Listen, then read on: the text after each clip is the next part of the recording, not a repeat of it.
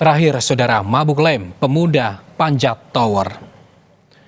Saudara, diduga mabuk lem, seorang pemuda di Polewali Mandar, Sulawesi Barat, nekat memanjat tower BTS tinggi 100 meter. Meski begitu, ia berhasil turun usai dibujuk oleh pihak polisian.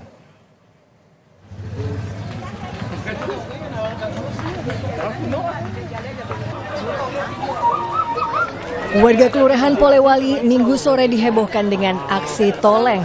Pria berusia 20 tahun ini nekat memanjat tower BTS dan mabuk lem. Diketahui toleng memang kerap mabuk lem dan berulah.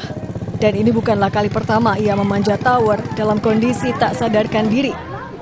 Lantaran tak kunjung turun, warga pun melapor ke polisi. Petugas damkar diterjunkan untuk mengevakuasi toleng. Terus dibujuk oleh petugas, toleng pun turun dari menara.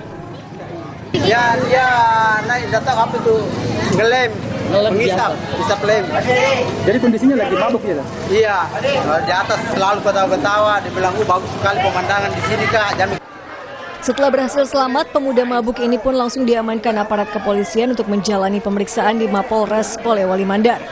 Ia akan dibina dan dimintai surat pernyataan agar tak mengulangi perbuatan yang membahayakan ini.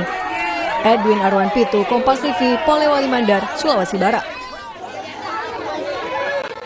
Saudara, usai jeda kami akan kembali dengan informasi Ketua KPK Firly Bahuri menjalani pemeriksaan oleh Dewan Pengawas Komisi Pemberantasan Korupsi atau Dewas KPK hari ini terkait dengan dugaan pelanggaran kode etik.